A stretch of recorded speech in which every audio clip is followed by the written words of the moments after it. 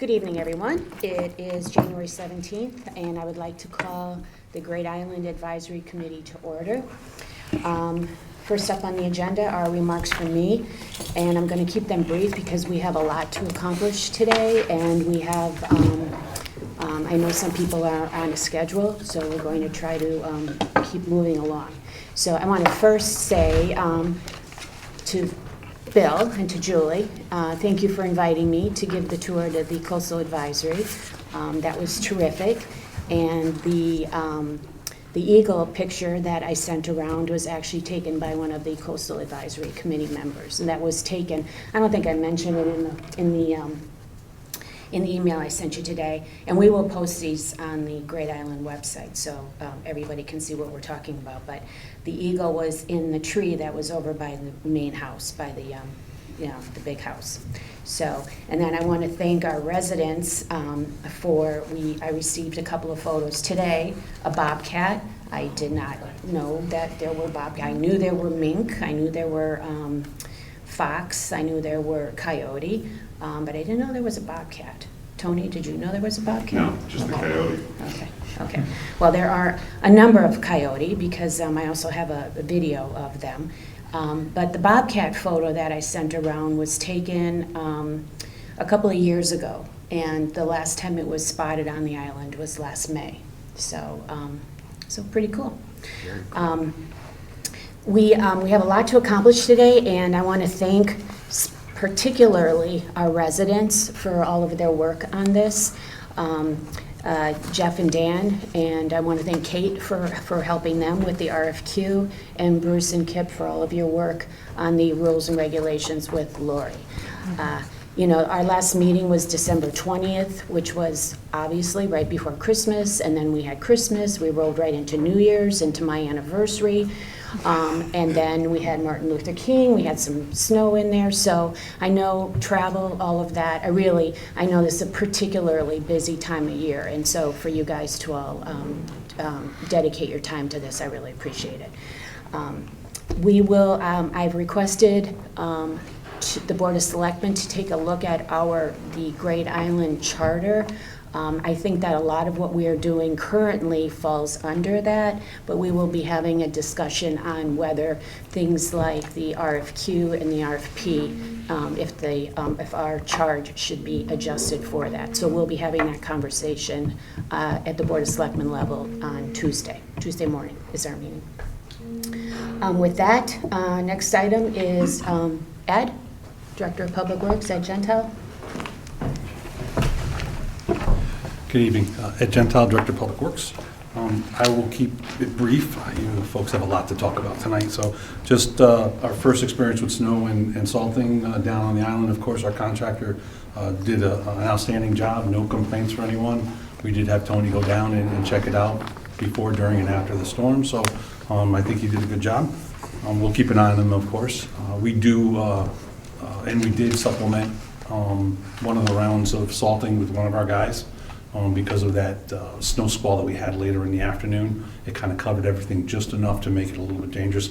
We went through when we hit the roadway one time on Great Island. I thought it was beneficial to keep it safe. So Ed, we've done it one time? We've handled one storm, basically. One storm? Okay. I do want to update you on the ARB meeting that we had last night. We went over the plans. We talked about wall design and textures of the wall and capping, and we went over lighting, of course, so the plans that Matt showed you and Craig showed you. We talked about sidewalks and sidewalk material. We pointed out the reuse of the stone curbing as a material for the new roadway. We talked about cobblestone gutters.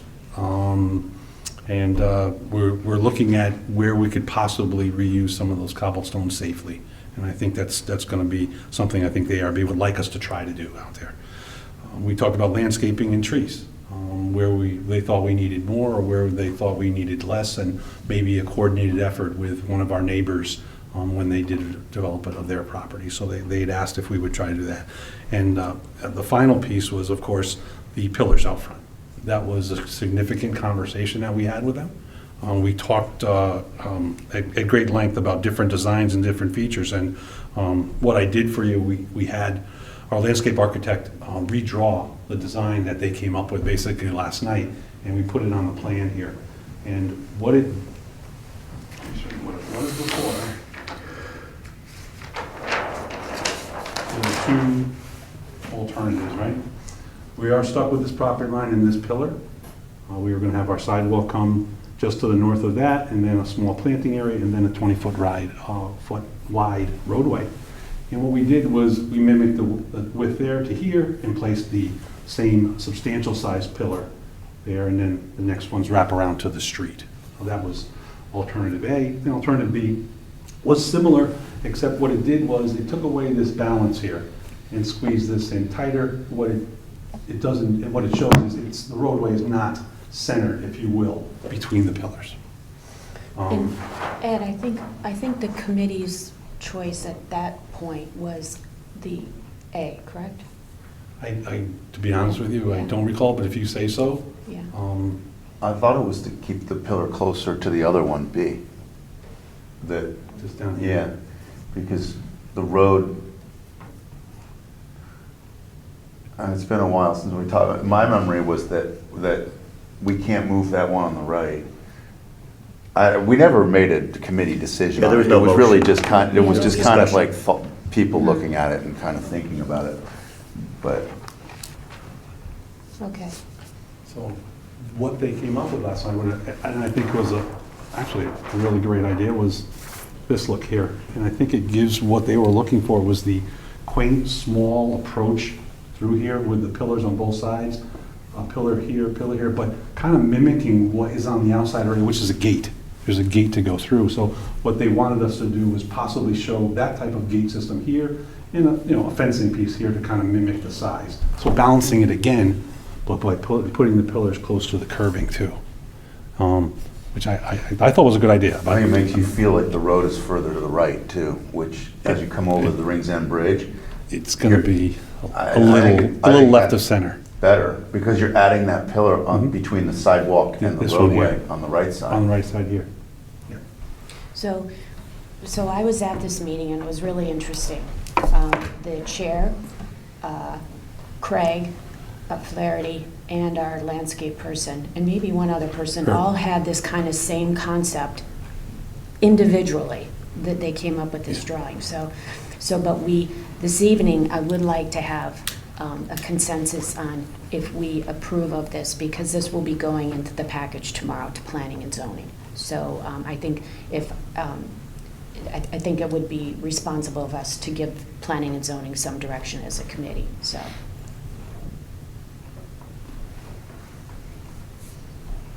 Any discussion?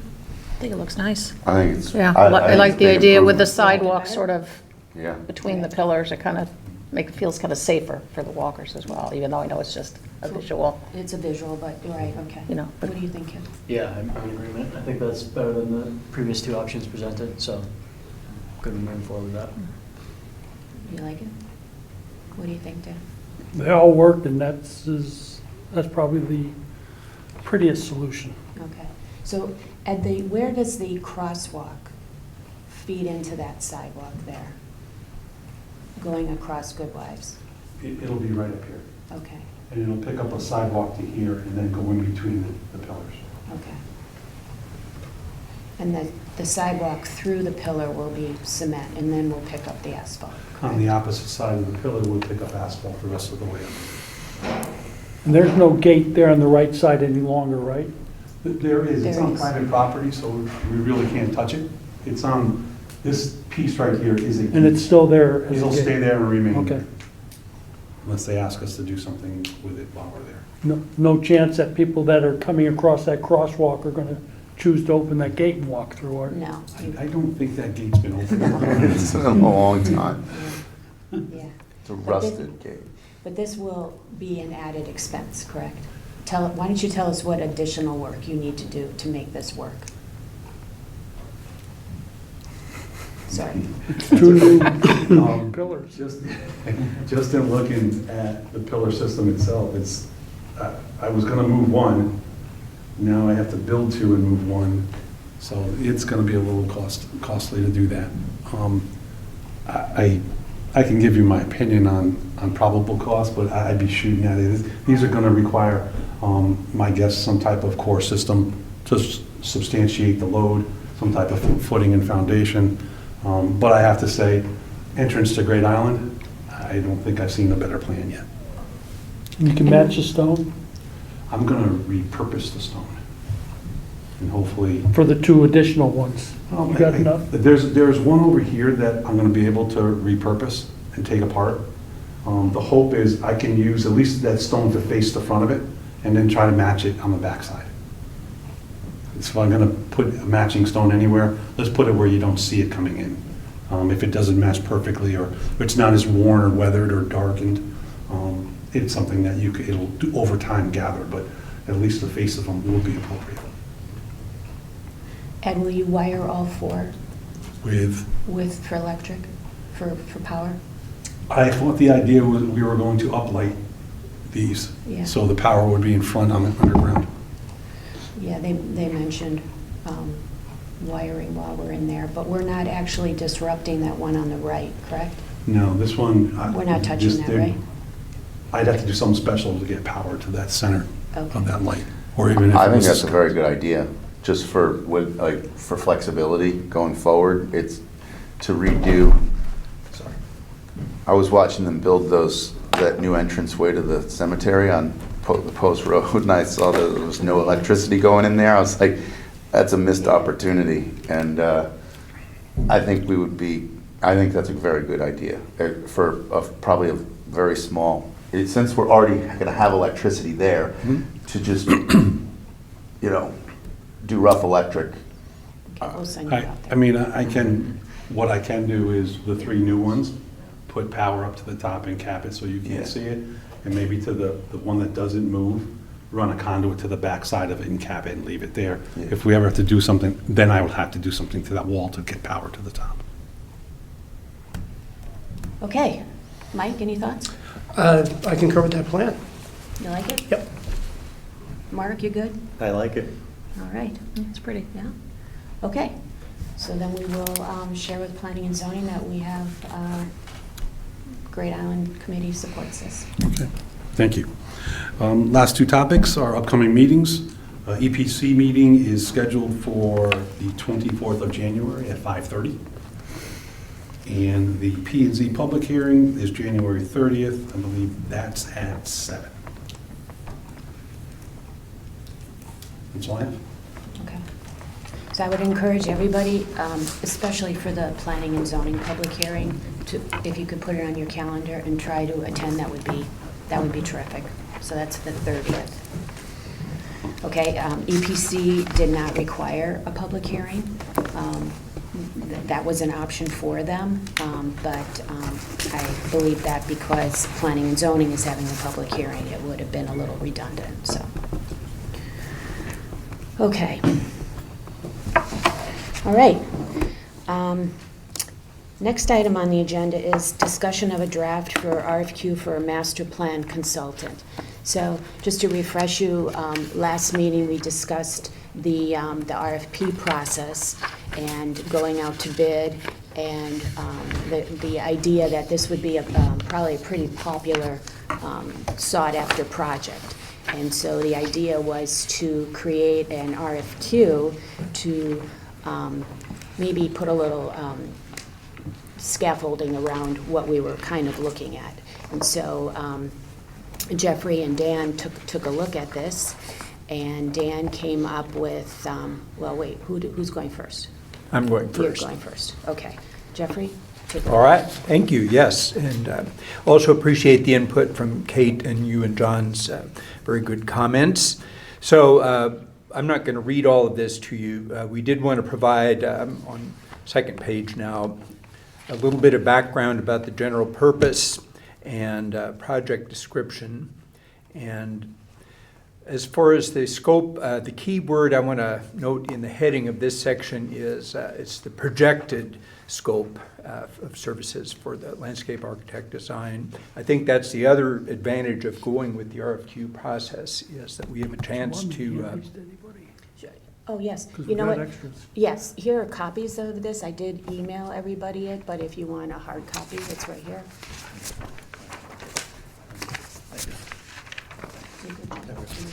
Anyone else? I'm all set, thank you. Yes. I don't, can I hand them back there, or? Reading on that little screen? Yeah. Got some help.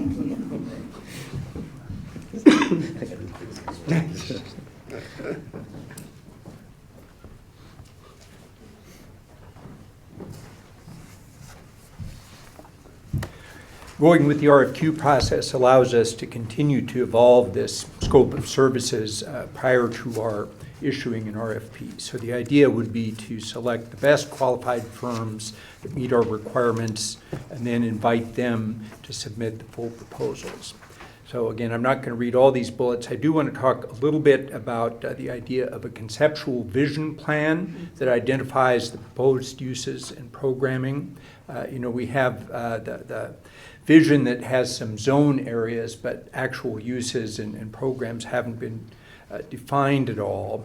And this won't be the final definition of those, but I think it leads into the important next bullet of facilitating a public outreach and input plan and communication plan, because we feel that it's important. We've already gotten a lot of input formally and informally from the tours and interviews and comments you all have received, but there's been nothing to react to yet.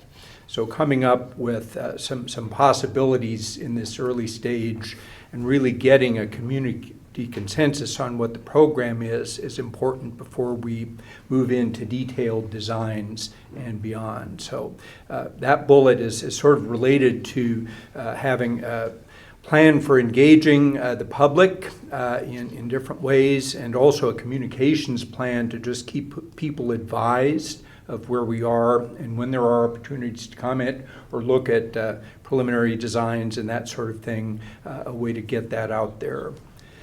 The master plan itself is going to include a lot of components. Obviously, the improvements necessary for parks and open space facilities, repurposing of buildings, the waterfront. I do want to again draw your attention to a couple items, though. We would be hoping to get firms that would be developing a project phasing and execution plan.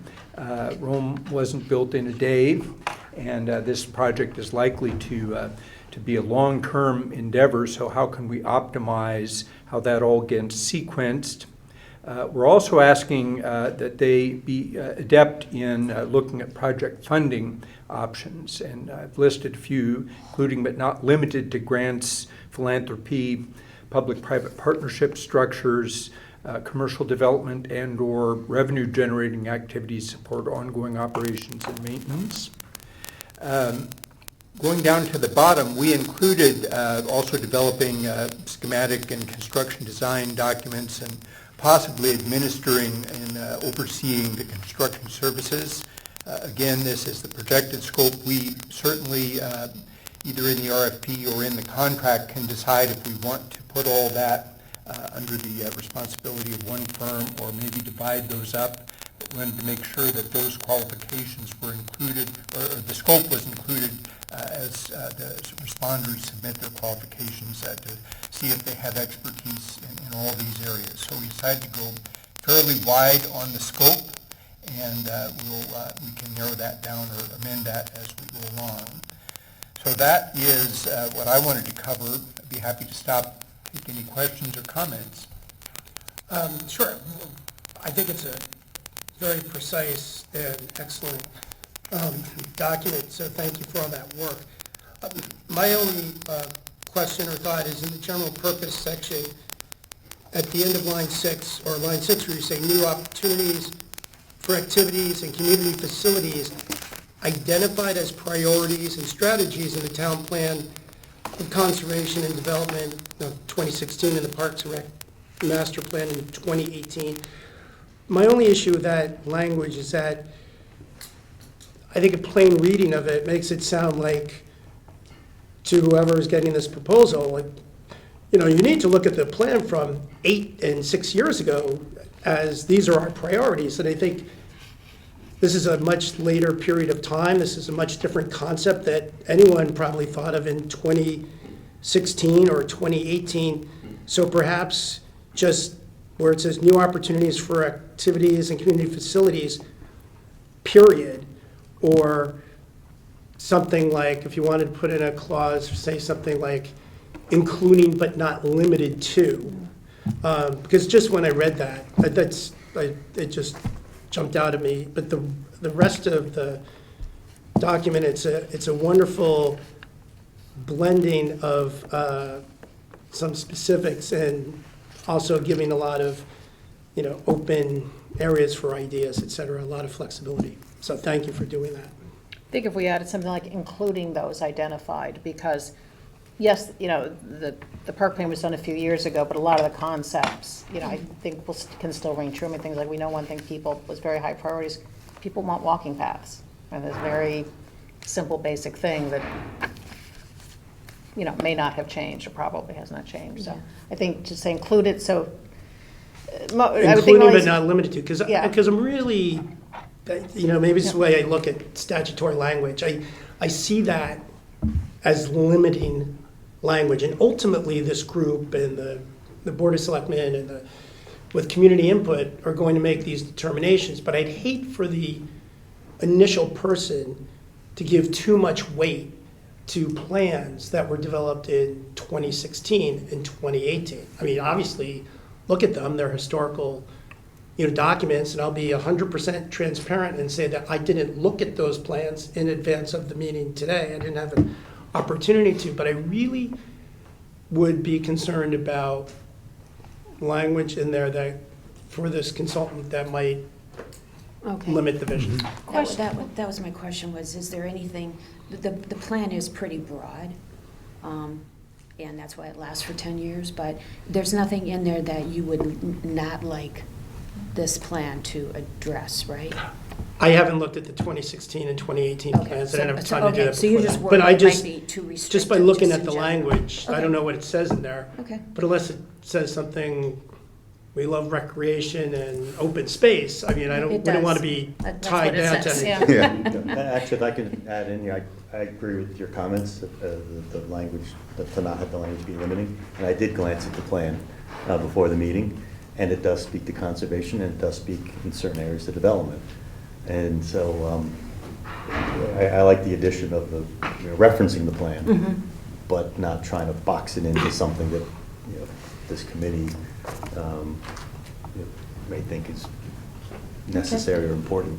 Question on the conservation development plan, though. Is it some way binding to the town? Because I know at P and Z hearings, don't they sometimes have to reference and say they went back and looked at the plan and this project is consistent with it? I believe Yes, that just happened on our absolutely. Weed Beach project, that Yes. they specifically said, yes, this is consistent. So That's my the feeling is benchmark. that document may have some binding, but I'm not a subject matter expert on that, but I thought it did. Definitely reference it. Okay, but I thought they were Yeah. bound to it? I'm not, that's what I'm not sure of, is how, I'm not sure, it's binding, I believe. yeah.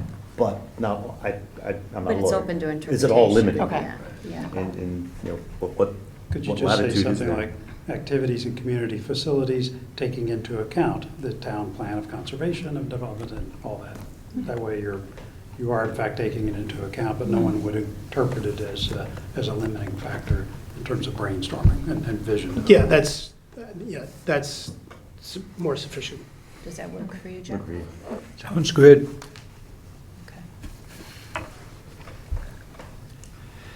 Okay, So, I'm sorry.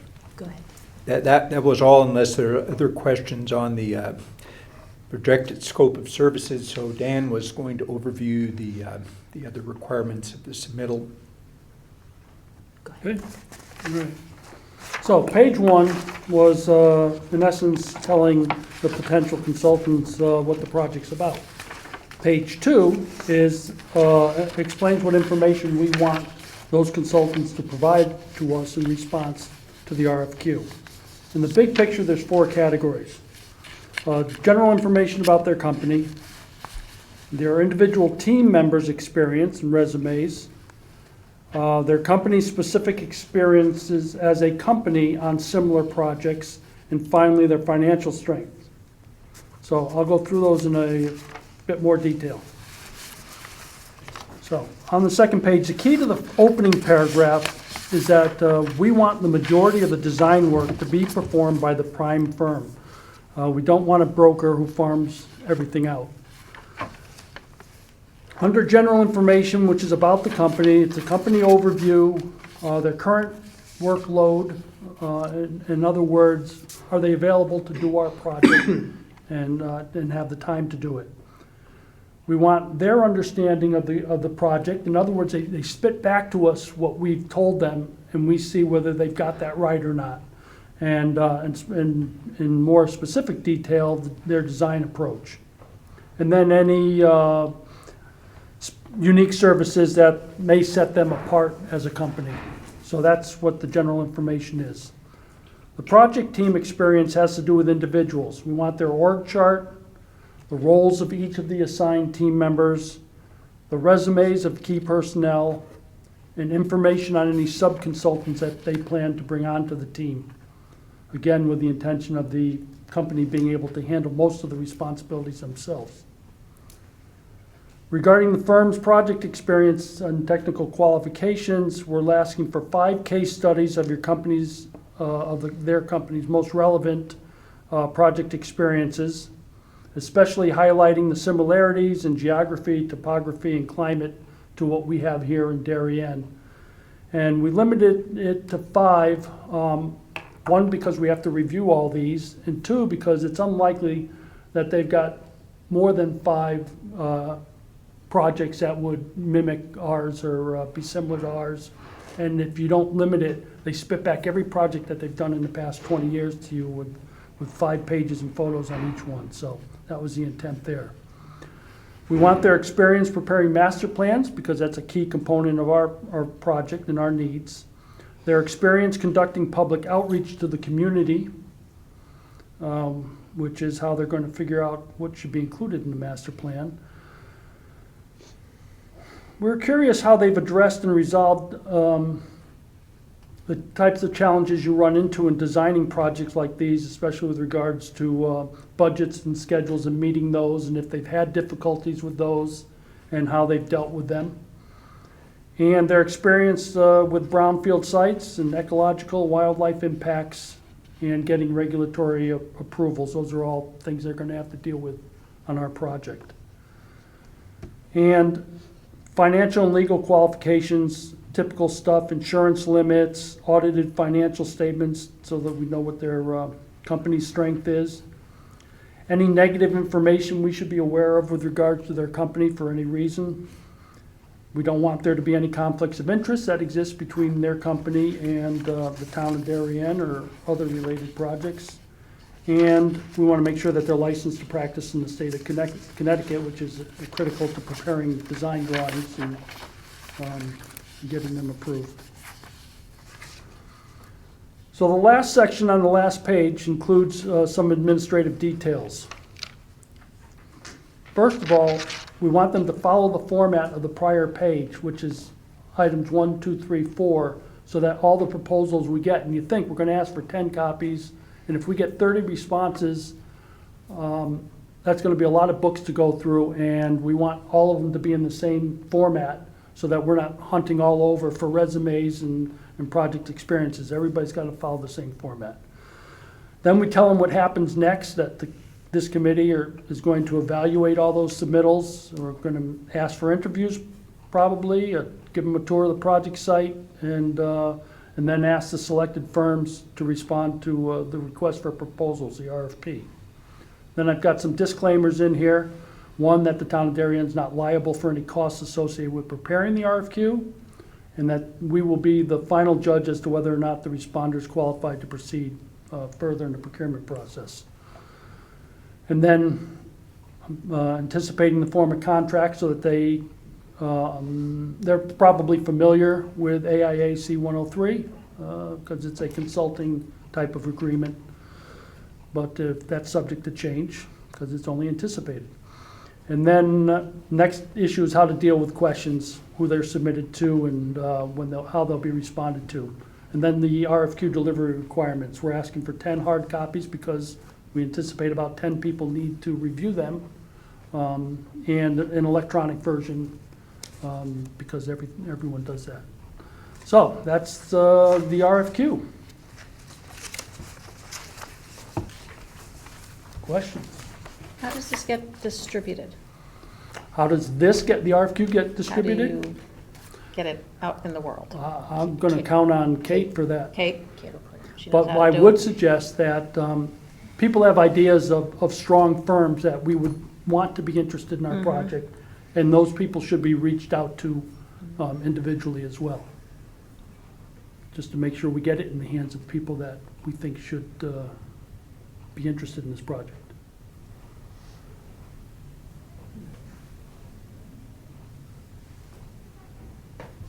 So we asked Kate how this is even put out. Obviously, we can reach out to some groups, but otherwise, she posts it on a general site, right? Well, there are contractor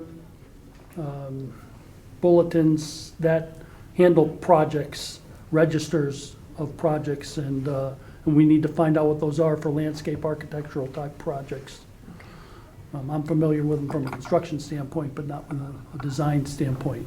So I would suggest we just reach out to a couple of the landscape architects that we're familiar with and ask them, Right, okay, where is this stuff published? Where are you guys hunting through to find the new projects? okay, that's a good idea. Right. So, any questions for Jeff and Dan? We clearly have two top-notch people on this committee for this particular, so thank you. But we Well still done. need to find out whether this committee is authorized to send this out as it is, or can we put a motion forward to approve this? Well, let's open it up to discussion first. So are there any other thoughts on this? Is there anything that you want to see added, or, Mike? I think it's very complete. Okay. I think it's very complete. Just to, I guess, confirm, so this is for the qualifications, so this is gonna, the project here is we're going to be gathering a short list of firms that we think have the qualifications to go to the next step. And so, yeah, I think it's a great first step, and it's gonna help a lot, rather than just going straight to an RFP. Yeah, we spoke with, John and I spoke with a couple of firms, and we were given the indication that, we could have 75 firms that want to take a look at this. And while that's terrific, that will take a lot of time, which will delay us moving forward, right? And we kind of learned on the Board of Selectmen level, when we were interviewing people for this committee, that it takes a lot of time, really. So trying to streamline the qualification document so that people, if they're not, if this isn't going to work, they don't spend their time and spend our time taking a look at it. So. And one of my rules, and I have lots of rules, is that you don't ask for proposals from people that you're not willing or happy to award the contract to. Right, So that's the intent here. it's a good rule. One thing you might want to do, we had an earlier offline discussion about this, is talk a little bit about how this fits into the overall timeline. So kind of RFQ process, RFP process, and sort of project forward. You guys want to talk a little bit about and summarize that timeline and sort of how this fits in and what your expectations are? And we had gone through it at the last Yeah. meeting a bit, or at Yeah. our last meeting. Yeah. And so the time frame for that would be, and you see some dates in here, that we received proposals, what did I say? On the The 14th of 14th February. of February? And I think that was presupposing, successful hitting the newspaper announcements and all that. So Right. this is, could all be moved back depending on how long it takes to get going. But anyway, go ahead. Yeah, so if we get it out early next week or something, then these dates would work well for that. And from the time we receive proposals, we're allowing ourselves 3 weeks Yeah. to pile through them and try to get a short list. We need probably a little more time to meet with the potential bidders and make our decision, and then we're ready to hand out the RFQs.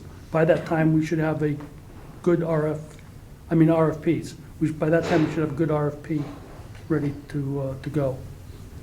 So the interviews would be, or the tour and that kind of thing, that would be after we get to the short list, right? Yes, yeah, we can't bring 30 people out.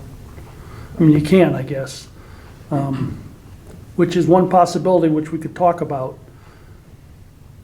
But again, there's no point in wasting people's time who aren't qualified to bid on this job, so why would you have them waste their time coming out and looking at the site? Right. Okay. I think the RFP will probably have a little bit longer lead time as far as responses, or you thinking Right. 3 weeks or a month for that? I think you should allow a month for the response.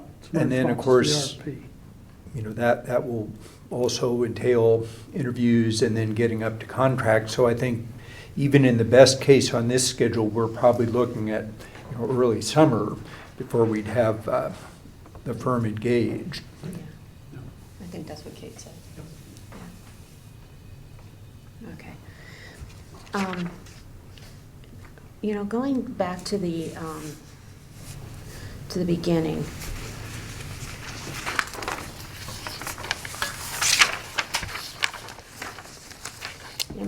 I'm kind of thinking about this, the mission and the vision. And I feel like the vision is really something that this committee should spend a little time trying to define a little bit. The mission is more what you're trying to accomplish. But I think the vision is a bigger picture thing, and I think, I spoke with you too about it a little bit. I think that that's something that we should do, and we can get a little bit of help from Kate on this for some ideas, and I think we could take a look at other entities that are sort of like Great Island, Todd's Point or Sands Point or whatever. There are many. But I feel like that's our responsibility. So maybe the four of you can help me on that. Certainly. Yeah? Okay. Not something that's necessary before the RFQ process begins. No, But something no. certainly before the RFP process. Right. Yeah, I would like to have that before then. And it's, again, it's a pretty broad, it's a pretty broad concept. But if I were bidding on this, I'd want to have that. I'd want to know what that was. Yeah, I would agree, and even conceptually a this, but importantly not this, right? So that they have kind of a lane to stay in, if you will, because you can paint a broad lane, but they can go far afield. But if there's something that we would explicitly say is reasonably not part of the vision, we ought to have a debate and discussion about that. And if we don't want that, we can say this is not part of the vision. It can help keep costs down too. A blank slate costs a lot more than a focused, Totally. Okay. Well, a lot of work went on into this, and if you have any other thoughts or comments, this would be a good time to share them. Ed? Is it okay to speak? Absolutely. This is really good.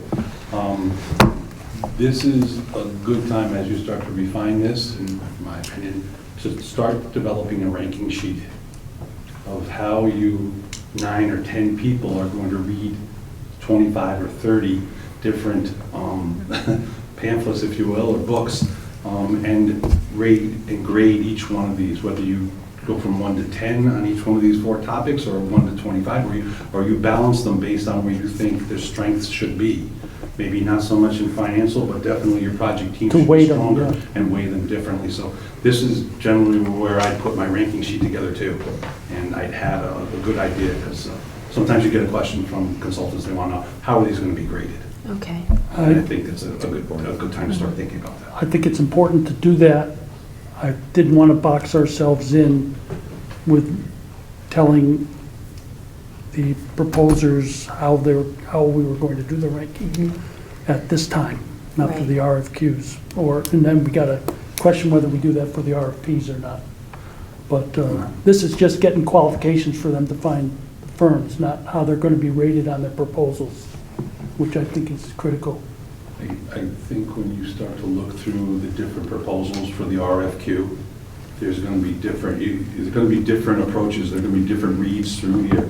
And the 9, 10 different people looking at them are going to weigh them differently. So you sit in a room and start looking at all these and, okay, give me your top 5, I want a short list out of 25 of these. You want to be a little consistent on how you each looked at each important element and maybe not so important element. But when you do it, it's completely up to you. This is the time where I would start thinking about how am I going to grade them on this, so I can knock that list down from 25 and 30 to 5, where it's manageable in interviews.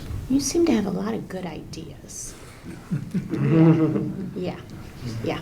Okay, so Ed will help us with that. But you know, we did do something like that when we were interviewing. Remember that, Mike? We had like a couple of different, and it did help tremendously. So we'll get like some rough ideas from Ed, and What was that for, Monica? Sorry, that it was done before? oh, that was when we were interviewing. Okay. So we Got it. looked at all of your applications Okay. before we sat down and interviewed you. Yeah. So we had kind of two benchmarks to kind of look at, so. Monica, is that what you're thinking, is for us to start thinking about the weightings, if you will, on the different factors ahead of interviews of I the would do RFQ? two. I'd have two. One, you're going to sit in a room and interview them, and Yep. you want to have that same Yep. sheet, you want to work off the same questions and target certain important areas, but it's so hard to read through, and it sounds like you guys have done them because you wrote a great one. Read through these and stay focused after the 15th one and the 18th one, but if you have a guideline of how you're ranking them, it actually helps you get through them. Yeah, I believe we did that when we went out to bid for the parks, to get some of the parks plan, and we all had like a sheet so that as you're going through, you could make notes, and everybody was kind of being asked the same Right. questions to think about, and, you know, some of the things on there, I'm like, oh, I wouldn't have focused on that, but kind of drives everybody to Right. consider everything. I agree, and I think it's a good idea to have a structure to it. I also concur with Dan a little bit that we didn't really feel at this time like we can present weightings for all this. One of the differences in that, so totally agree that we should have a structure for our rankings so we don't get hung up. It may wind up, you know, that there's a firm who doesn't have some element of this that is just aces everywhere else, and that might cause us to change the RFP. So I think I just want to keep some flexibility in how we rate this, but certainly, you know, I think just giving us a way to organize our thinking, because even though, as Dan mentioned, we're requiring the format, how people, you know, fill in the blanks will be a little bit different, and things can get lost. Ed, do you think this is tight enough? Is the RFQ they put together? Absolutely. I think they hit all the high points, important sections. There's a, I forgot all about the insurance piece as I was reading. That was a good pickup too. That was Kate. But- Surprise. You know, noticing, you know, when you have to work on a team, you know, you're buying a company, but you're buying a team, and you want to know. And the other question is, when you go to interview them, because now you've picked the team, right? You rated them, they came up good. You go to the interview, okay, where are these guys that you promised us? Not these guys, where are these guys? And to make sure there's not a quote-unquote bait and switch at that point. That's important to do. And to handle that company that stands out, I mean, America's Got Talent got it now. They have a gold buzzer. And some of the programs I've done, or some of these type of RFQs I've done, they got a company that stands out. I put a star on them.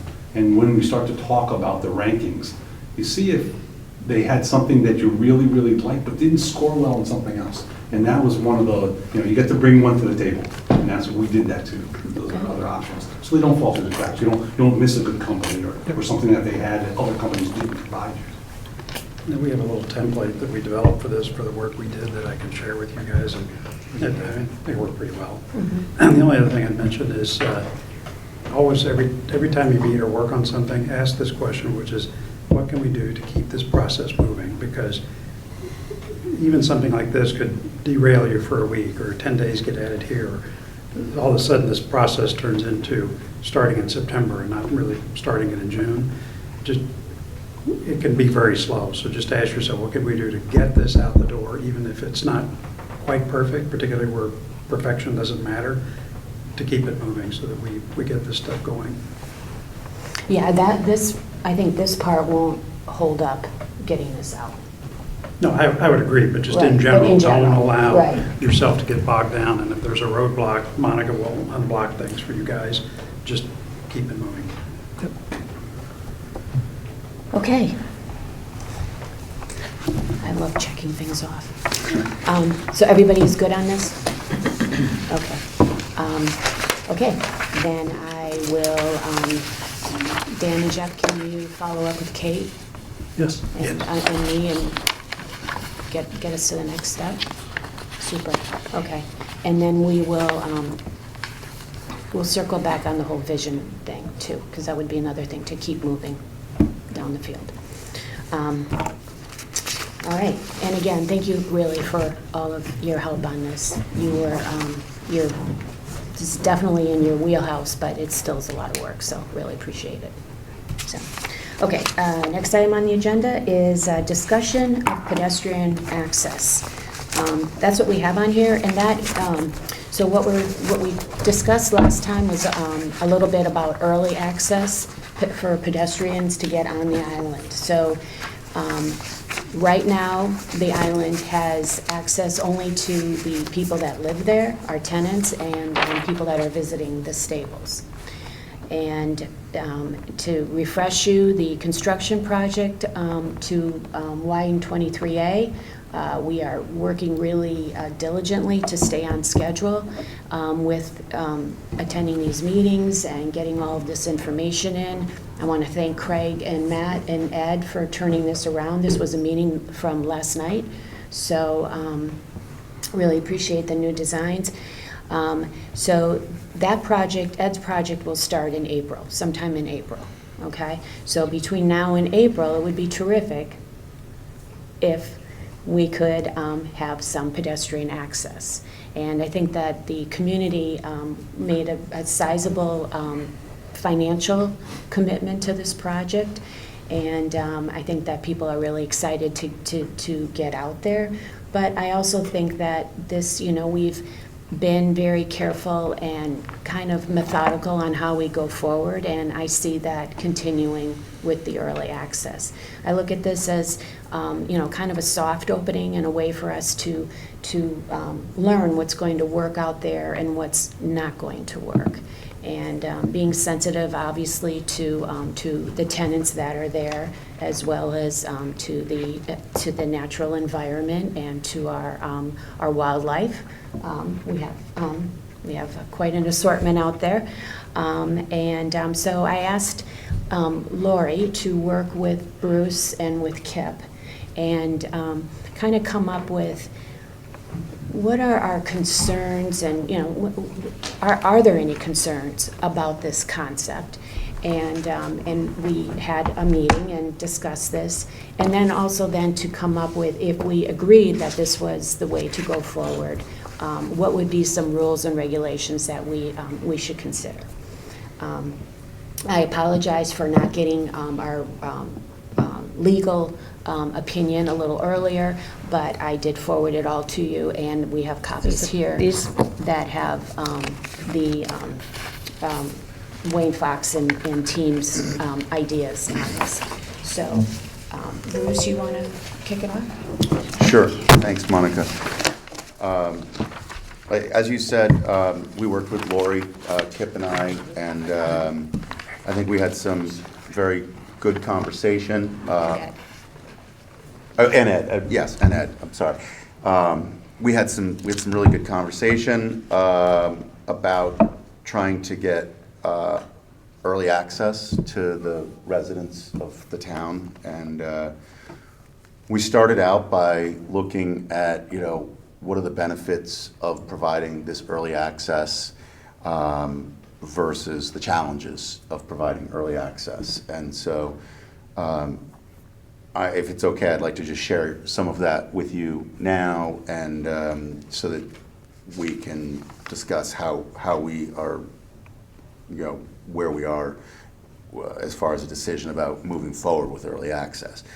So some of the benefits, we talked about that providing the residents limited access to the newly acquired town resource within months of acquisition of the property is a good thing. That's a benefit. Providing significant increase to car-free walking acreage in a natural coastal environment, also very beneficial to resident user experience with their town amenities. We think it was a opportunity to gain support for the acquisition of the project, the acquisition of the property and the overall project through exposure to the property by people who, I think the mass, the great majority of the town has still not set foot on this property. We had a ton of people who came to the tours, but so I think that made a lot of sense to us.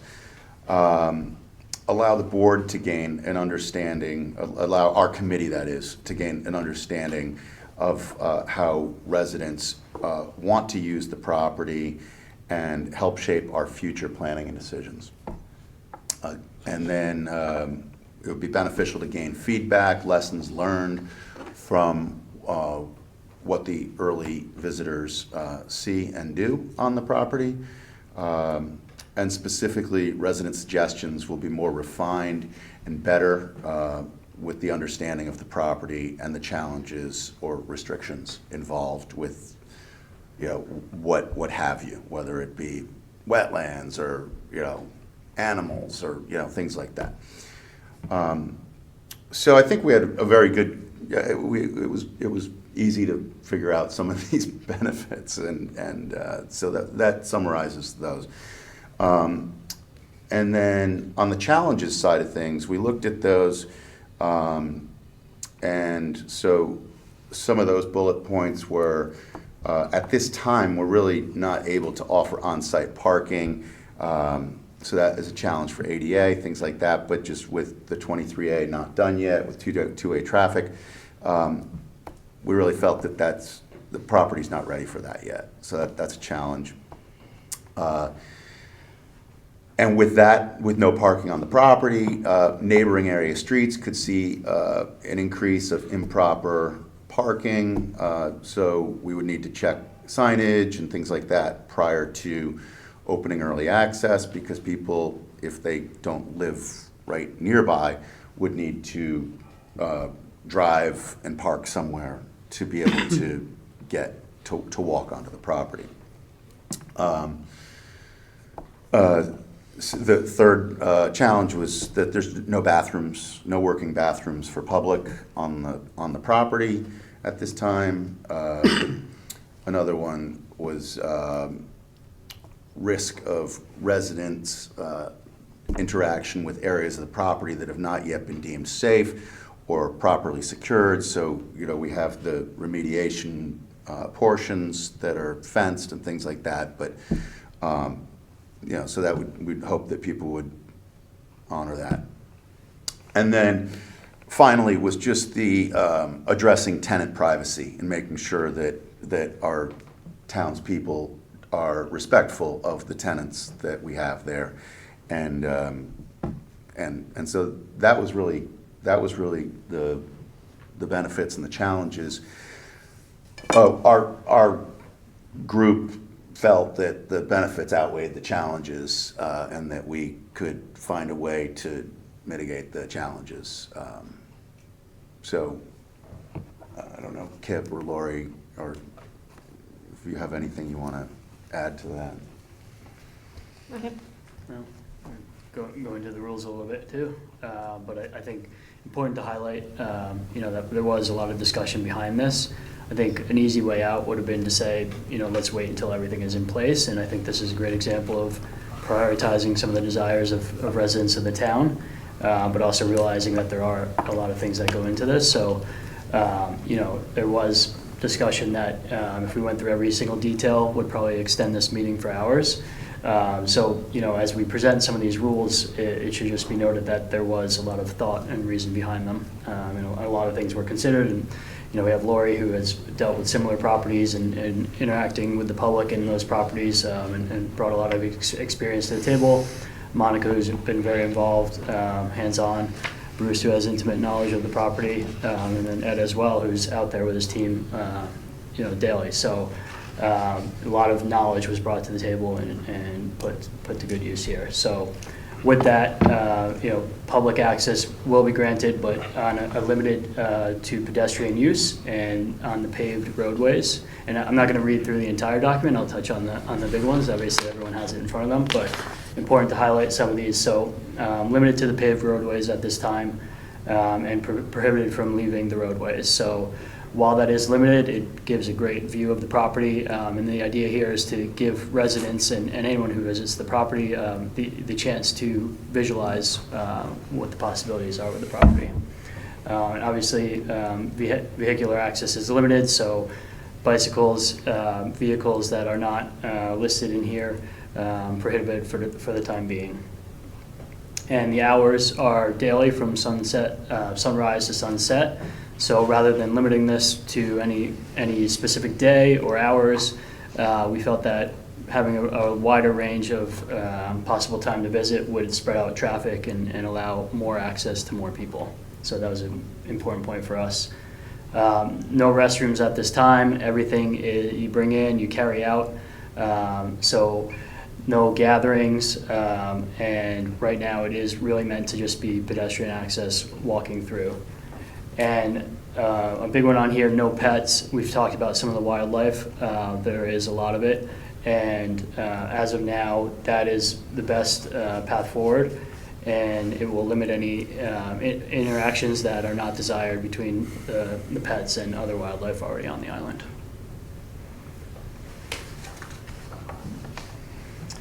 And I believe those are all the ones I wanted to highlight, but this is meant to be an open discussion, so this was not just a cut and paste of rules that already existed. Again, a lot of conversation here, and we feel that this puts some guardrails around the access to the island, and ultimately is a huge win for allowing the public to get on the property. Yeah, I would just say one more thing. It's just that with the pets, I mean, we spent a lot of time talking about that.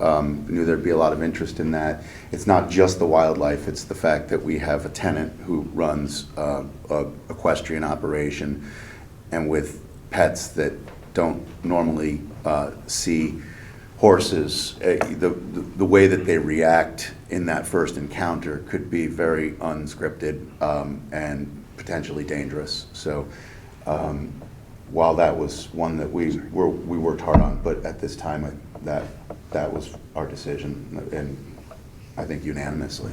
So, Is there any possibility for more access outside of the paved roadways? Any additional space that would make sense and not be offensive to the tenants if people were to walk through? I mean, I think back of the tours, and I think of the aspect of the tour where you walked up to the great house, with that view of the water and those sculptures.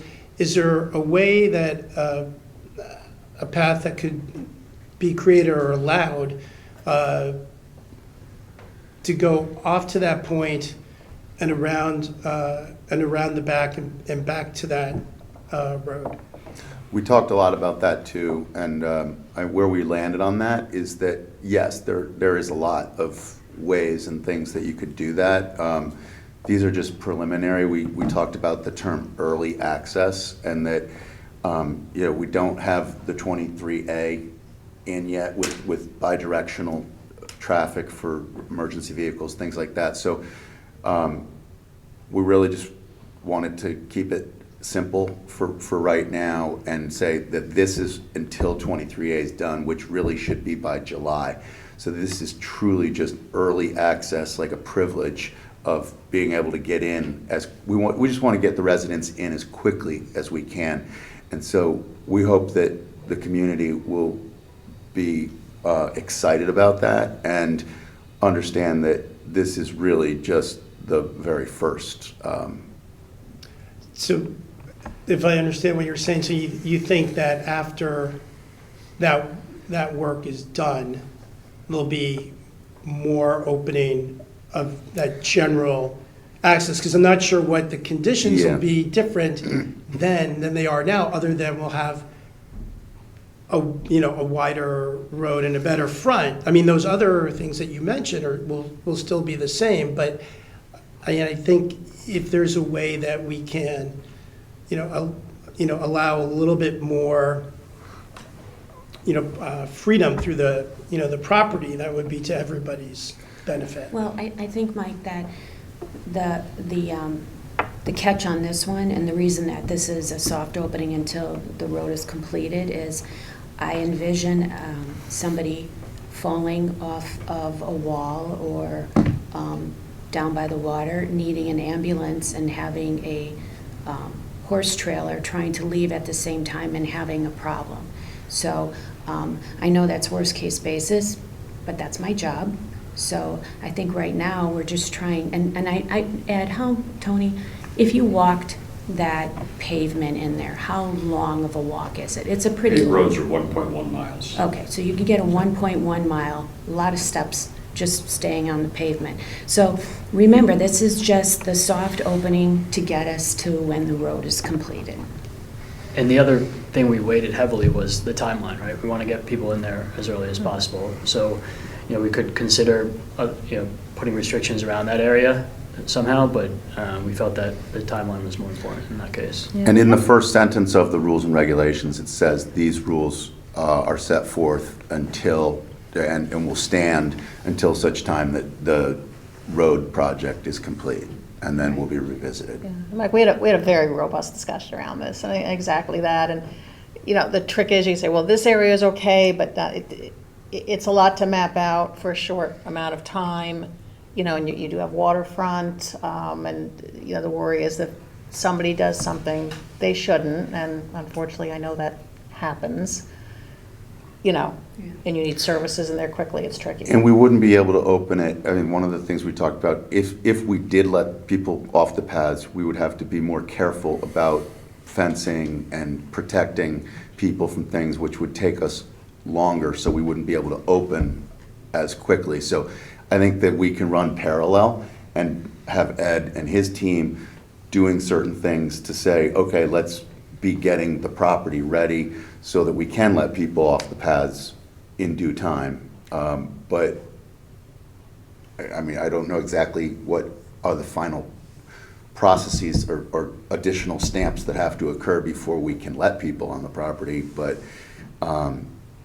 basically, I think once we finish this discussion, if our committee agrees on it, then it goes to the next step in the approval process to make it happen, which is, as John said, we just want to be mindful of the schedule and getting people on as quickly as we can. As we talked it through, it's almost like the RFQ discussion. It's like, we barely get this done, and we already got to get the next step. So we kind of said, boy, we can get this out there, and we almost immediately need to start thinking about what are the rules going to be for July, or when you're getting the road done, Ed, whenever that is. I agree with you, Mike. So we got to get going on that. Yeah, I would love to have this on the agenda for the Board of Selectmen to discuss on Tuesday. So. For what it's worth, the number one request I get from folks is access. I've said that here before, and I think folks will appreciate the priority being placed on the timeliness to getting access. I personally can understand that there's probably going to be incremental learning that goes on as people are on the island as far as safety issues, safety concerns, access issues, protecting the rights of the tenants, things of that sort. So for what it's worth, I understand the rules are necessary, but I think it'll be appreciated if we can accomplish the early access, as limited as it is right now. And I do take your point. I think we're going to learn as we go, and what's dangerous, what still needs repair, and what do we need to do to protect the animals, the wildlife, as well as safety items. But a big thing we'll be looking for is community input, and the more people are able to walk in that area, the better they will be able, the greater appreciation they will have for the property, and I think that will have an impact on what people want to see out there. So that's the other reason to kind of keep moving this along. I know John has maybe a meeting to go to, but do you have any thoughts? I guess the only other thing, is there any sort of physical investment that you need to make sort of beyond the rules, right? So the pathway that's right in front of the stables, that area is a little rough. You can walk on it, but it's not perfect pavement. Any kind of signage, any of that sort of thing that you need to put in place sort of in parallel to the posting and promulgation of these rules to get ready for folks to say, okay, cut the ribbon, go. Bruce. We did talk about that. We talked about at the Circle having a welcome sign that welcomes the community to Great Island, shows a little map type thing of the roadways, and then potentially even putting a few blazes on the roadway to show, like, whether it's yellow or blue or something, every 50 yards or something, putting a 8-inch stripe on the road to let you know that you're kind of on the path and that you're going to loop back to where you started. But we thought pretty minimal from the committee work. We thought maybe having a little waterproof leaflet type thing at the sign where you could take a photocopied piece with you so that it shows that you're by the dock. If you're walking past the dock, then and then here's the proximity of where the main house is, and then you're gonna loop back around to where you started. How are you gonna keep people from heading down past the beach house and on that path? That's not paved, so we're telling them they have to stay Are you gonna put a on. barricade or a sign there that says no entry beyond this point, or Yes, whatever it is? we'll put something. Okay. We'll put something. And where it comes out the other QR code side? For a map also. Yeah. Yeah, I don't like the idea of paper. Yeah, That's the the only QR thing. code, Yeah. go to a site with a Yeah. map. Or what about something just on the road? I mean, that's why staying on the pavement, it's a natural circle in there, so. It's hard to get lost. It's really hard to get lost. It's a big circle. Yeah. So maybe, do you think something just painted on the side? Like, okay. Like arrows, small arrows. Yeah, maybe. I don't know. Okay, we'll talk about that, but. For what it's worth, that's similar to what's in the parks. There's the coded color Right. coded, that's, Yeah, you and drift hiking and then find a trails. color, oh, I'm back on the blue trail. Right. Yeah, but there's only one trail. Well, you So I'm just saying, but you'll know when you're not on it. Ed, hadn't we talked about a bike rack down across the street? Well, we had some questions about people getting to, the entrance of Great Island, but Right, restricted to pedestrians. Yeah, I thought we chatted about whether we could put a bike rack and that, where those couple parking spaces are after you go off the bridge and turn That right. was a suggestion I threw out. Yeah. Don't know how you all feel about that. What I don't want to see, and I think I talked to Bruce about it, is bike racks at the front entrance of Great Island in front of those gates. Right. I don't think that's appropriate. Right. But that pull-off area is about 300 feet away from the entrance. And there's a path. There's a all the way up crosswalk to the there. corner.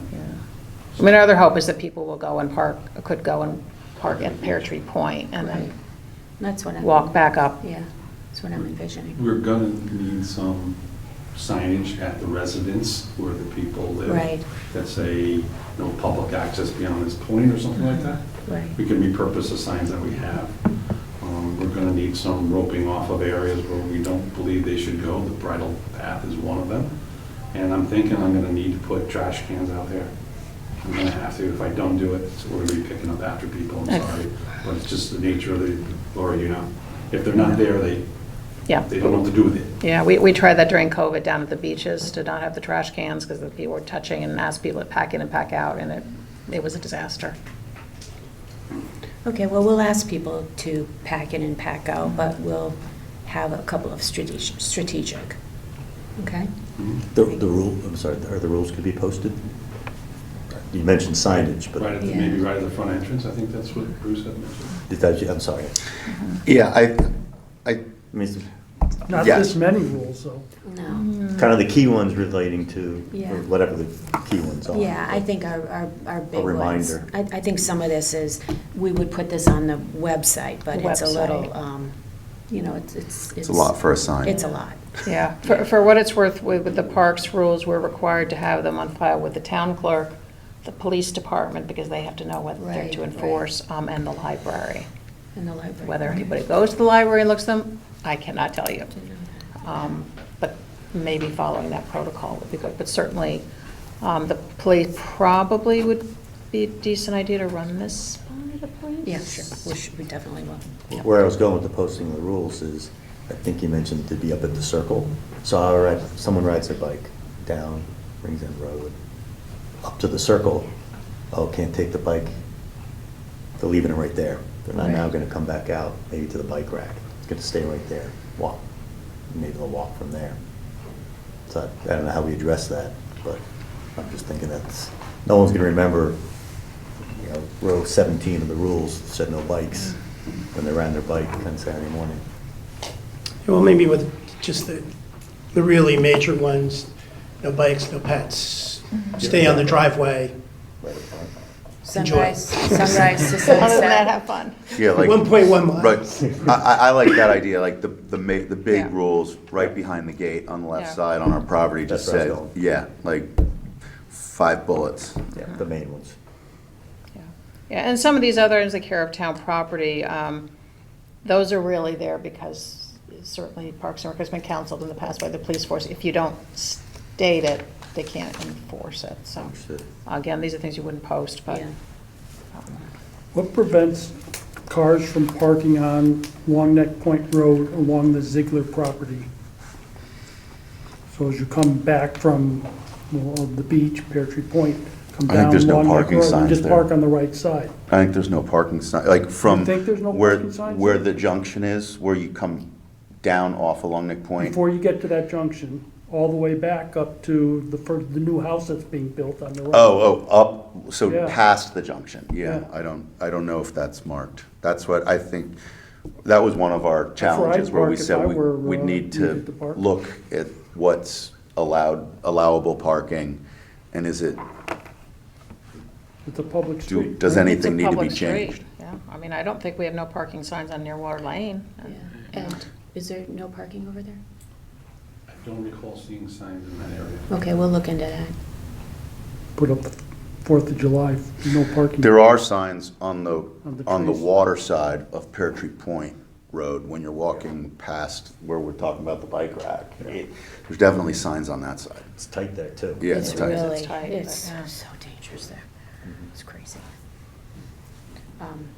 Okay, so we'll look into signage, and we'll look into signage on the actual road.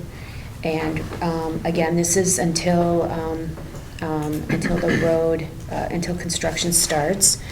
And I'm really, really excited that it's been a long haul, and to be able to have people, and you can walk the loop many times, okay? So if you want to get 5 miles in, it's, you just go about 5 times. So, any other thoughts on this? Any other comments, other than a thank you to our team here? Yes, thank you. Tremendous. All right, are we in support of this? Yes. Yes. Yes. Okay. Terrific. So All that right. will go to the selectmen as well? Yeah, we'll discuss this on Tuesday. Excellent. And next item is, we just did written matters, review of the meeting minutes of December 20th. I took a quick look and I didn't see any. I had a few things. You did? Yeah. Maybe a few typos. I have to go. On paragraph 3, line 3, it says fall lean up instead of clean up. I don't know if we want to be that picky. Okay. Which one, hun? Sorry. Paragraph 3, line 3, Okay, it's clean up. okay. On paragraph 5, line 4, it says Mr. Kolakowski and Mr. Table. It should be Bruce and Kip for that, I believe. What, you're still on the first page? I am on paragraph 5. The paragraphs are numbered, right? Oh, Here. I'm sorry. Yeah. Yeah, that should be Ferguson and Oh, yeah, DZ. yeah. Okay, I'm sorry. I didn't even catch that. And Okay. therefore, what's missing is the whole request for volunteers for park access that you had asked for, like it's spelled out for the RFQ. Right. Okay, we'll get that added. And paragraph 5, line 5, it should be on the rules. I think it just says "and the rules." Okay. Or and the rules. Oh, yeah, that's right.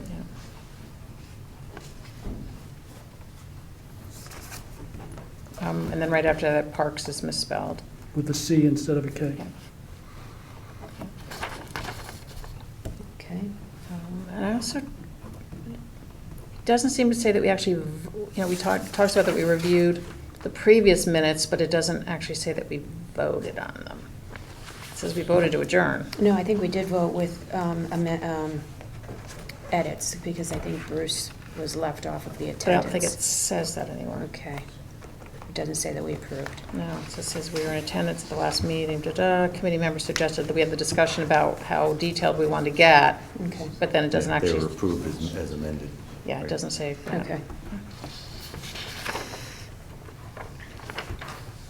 Okay, you know what, we're not gonna vote on these tonight. I'm going to have the corrections made and we'll double check, because there's a lot here. You got those all? Yeah, I don't know, so, you know what, I'll send something over to you and to Dan, and maybe if I miss anything, you can come back to me. Got it. Okay? Anything else to discuss? Okay. Can I have a motion to adjourn? Mark? Second. Dan? All in favor? Okay.